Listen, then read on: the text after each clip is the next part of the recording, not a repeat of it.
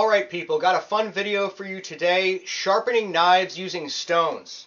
We're going to be doing the Mora MG Companion carbon steel and one of my recent acquisitions, the Opinel No. 10 inox stainless steel, which I've been using a lot in the kitchen. Great kitchen, great camp knife, and it needs a good sharpening. So let's check it out. So the three stones we're using here today is first the carborundum stone. Now this has almost like a toothy kind of feel to it. It's a little abrasive, a little gritty. But people, this is your #1 go-to stone. If you're into sharpening with stones, the carborundum stone. You can pick these up anywhere. If you don't get any other stone, get yourself a carborundum stone. Put a couple drops of oil on it every year, and that's all you need to keep a good stone going. Next we've got an Arkansas stone. This is a smoother finish and will give your blade a nice kind of polish to it. Very smooth, very luxurious feeling in the hand. Finally, I'm going to introduce stropping. Now this is a strop with wood with a piece of leather on it. And you've seen barbers use strops sharpening straight razors. Well, the strop adds a very high polish to your blade. That's the finishing touch you put on. Honestly, I don't usually use a strop, but for the sake of the video, I'm going to go the extra mile and show you how to strop as well. Let's get right to it. When you're first starting sharpening, it's going to take some trial and error because you want to feel the bevel in your blade. And it's going to take a while to feel that gritty section where the blade is digging into the stone. That's what you want to feel, people. And you want to visually see it as you inspect the edge of your blade. Now, I prefer to use small circles when I'm sharpening. I'll start at the tip. If you notice with the Mora, people, that's probably a 5-degree angle I'm holding this at. The Scandi-Grind is very low angle sharpening, people. I go right to the edge of the handle and come back. You can feel that digging into the stone just a little bit. And then on the back side, same thing. And then I may take off burrs like that. Okay.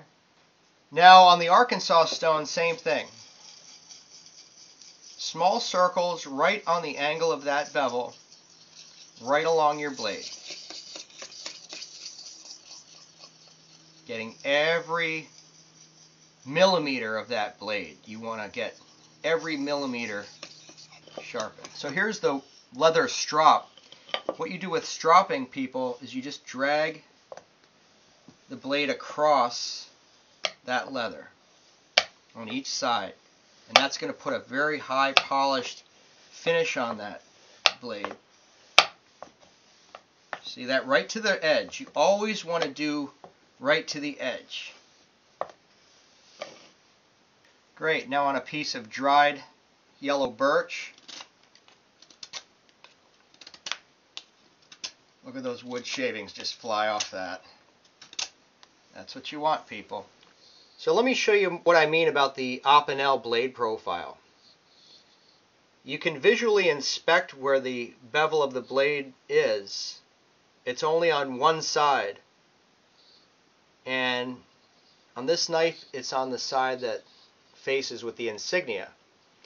Now I'm going to show this in the light here, if you can see that bevel, people. If you notice on the back side of this blade, it's completely flat. There is no bevel. See that? Compare at home on your own blades. So the point being, you do not want to put a bevel on the back side of that blade. That's not how Opinels are designed. You just want to sharpen that one face of the blade there and then finish off the back to get rid of the burrs. Okay, that's the beauty of the Opinel.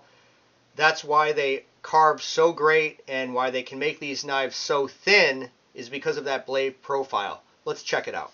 Now immediately the stainless steel feels different than the carbon steel. The stainless has a more kind of brittle feeling to it than the carbon steel. Feels softer to me.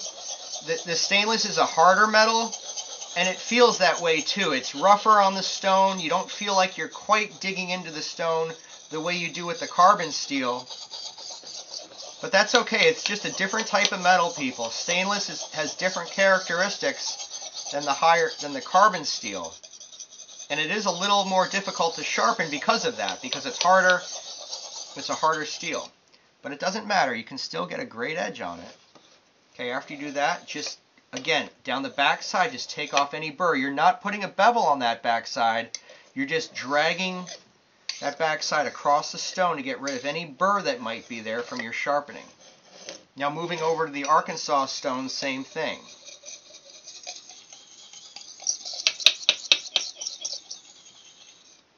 Okay, finish it off. Then move on to the Strop. Now the Strop puts that nice polish on there, that high finish polish, almost like a chrome-like finish on there.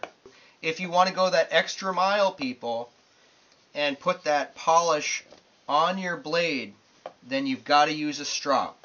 And you know that you're just putting a nice polish on that blade. So it gives you a great degree of satisfaction, a great degree of pleasure. And those of you who are into knives know exactly what I'm talking about, right?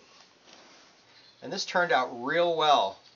I'm going to put the edge of that blade up to the camera here and show you along that bevel that I just sharpened. Hopefully that'll come out. You can see that. And then the back side, completely flat. And again, going through dried golden birch. That's pretty good for a stainless steel blade, people. The flakes that's taking off in comparison to the Mora even. Well, thanks a lot for watching. Hand sharpening is a lot of fun, and I highly recommend you get into it. Would be great to hear your comments below. Give my video a thumb up if you like it, and would be great to have you on board as a subscriber to my channel. See you next time.